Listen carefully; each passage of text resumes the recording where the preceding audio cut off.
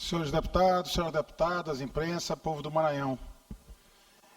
Me causa surpresa, e eu agradeço a benevolência da presidência da sessão nesse momento, realizada pelo deputado doutor Iglesio, mas me causa surpresa, já estamos, deputado Otelino, quase no final da sessão, e eu não vi nenhum parlamentar da base do governo vir à tribuna celebrar a decisão do Tribunal de Justiça que liberou o governo Carlos Brandão a contratar 1 bilhão e 300 milhões de reais de empréstimo, mais um empréstimo, agora na véspera da eleição. Me causa surpresa porque o governo diz que isso é uma medida boa. E será que os deputados da base, deputado Antônio Pereira, não vêm comemorar? Porque se é uma medida boa para o povo do Maranhão, eu imagino que a base do governo Carlos Brandão, hoje na Assembleia, esteja feliz.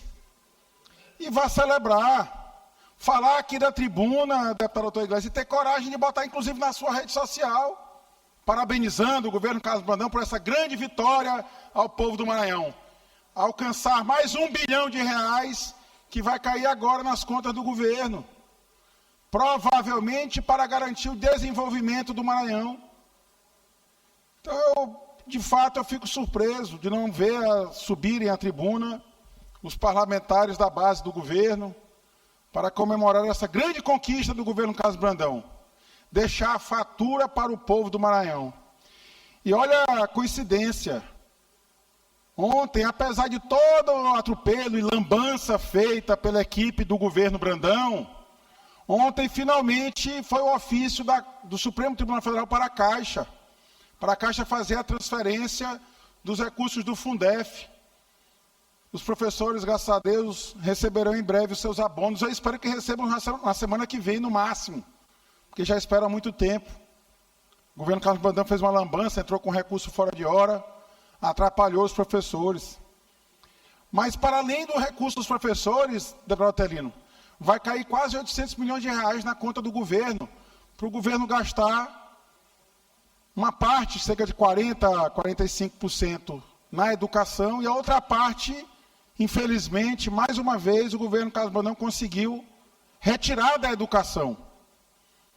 Então vai ter aí 300 e tantos milhões para gastar na educação e 400 e poucos milhões para o governo Carlos Brandão gastar fora da educação. Somado com esse 1 bilhão e 300 milhões, são mais de 2 bilhões de reais que o governo Carlos Brandão vai conseguir ter acesso agora, na reta final de seu governo. É, infelizmente, a terceira parcela do precatório principal do Fundef. E eu quero lembrar novamente aqui, participei de várias reuniões ainda no governo Flávio Dino, quando se apresentava um plano para transformar a educação do Maranhão, deputado Otelino. Mas, infelizmente, já quase acabando o recurso, agora vai ficar só mais um precatório pequenininho, que ainda tem 2 parcelas a serem recebidas em 2027 e 2028. O dinheiro foi todo pelo ralo. O dinheiro virou, infelizmente, obras fantasmas. Escola de Açailândia com 350 portas. Escola Fantasma do Angelim.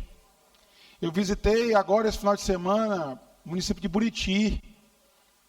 E ao entrar na cidade fui convidado a conhecer mais uma escola abandonada pelo governo Carlos Brandão. Lá pegaram uma escola... Liberem o áudio do deputado, por favor. Pelo tempo que ele julgar necessário. O governo Carlos Brandão chama o prefeito.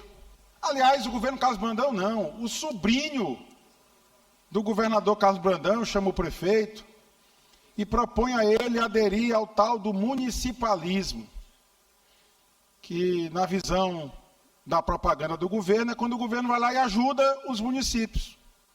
Aliás, é uma das boas aulas que aprendeu o sobrinho do governador com Media Training, pago pelo povo do Maranhão, 30 mil reais que o povo do Maranhão pagou para o sobrinho do governador aprender a falar, que ele não sabia.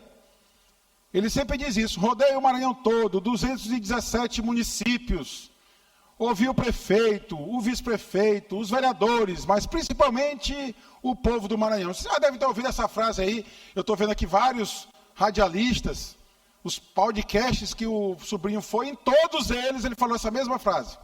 Então, essa aula ele aprendeu. Ele não ficou traumatizado como ficou traumatizado com os 23 dias de trabalho na Potiguar. Ele conseguiu aprender essa frase, decorou bem.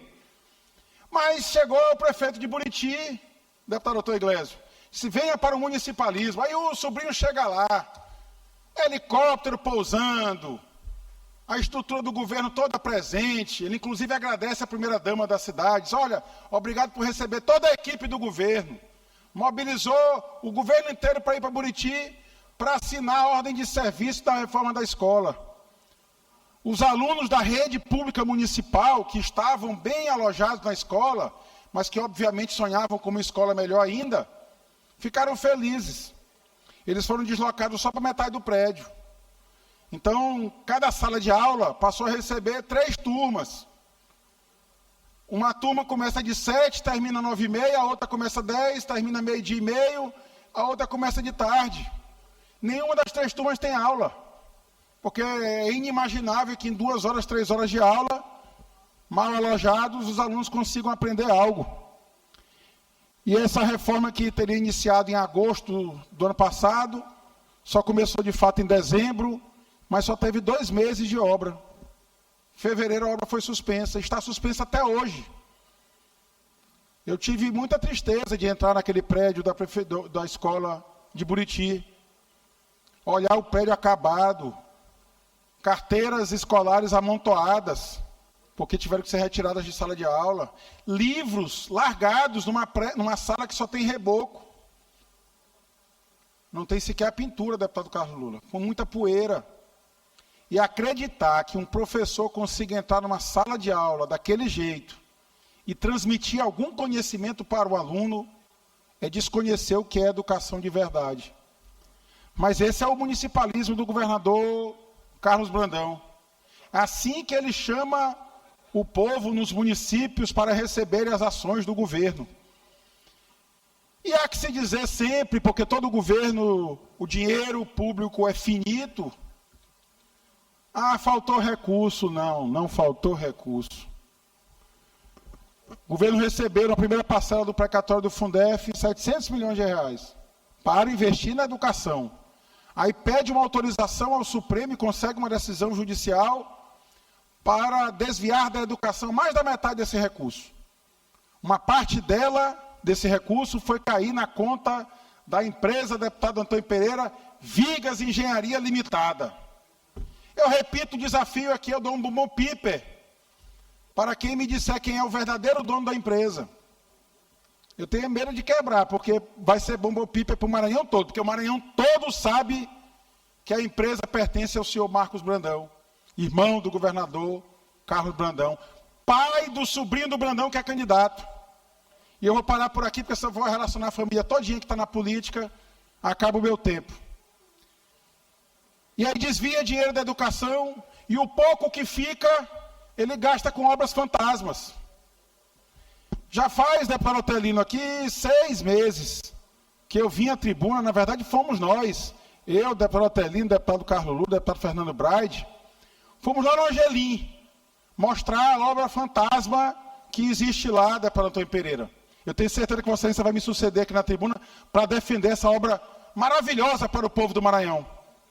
Eu disse ontem na CPI sobre o fato, a imprensa toda reunida, ninguém divulgou. Eu dei uma entrevista, na verdade, porque está convocado pela CPI da lavagem de dinheiro, presidida pela deputada Ana do Gás, ela que combate muito a lavagem de dinheiro. Está convocado para esta CPI o senhor José Papilli, o dono da empresa, da obra, da Escola Fantasma do Angelim. Agora tem quase 1 mês que ele está convocado. Liberem o microfone, deputado, por favor. De final eu já emendo. Perdão, deputado. Se não tiver mais ninguém inscrito no tempo dos blocos e puder me inscrever. Tem o deputado Antônio Pereira, mas Vossa Excelência tem o tempo que desejar. Vou concluir e depois eu retorno. Então, me causa surpresa, porque 6 meses depois, eu não assisti nenhum deputado defender a obra da Escola Fantasma do Angelim. 15 milhões de reais jogado fora, desviado o recurso da educação do Maranhão. O deputado Otelino fez agora um discurso aqui que é a realidade, mostrou o que é a saúde pública do Maranhão. O deputado Otelino, o governo federal, o governo Lula, dobrou o repasse para o governo do Estado, da saúde. Habilitou um monte de serviço para que o repasse seja maior.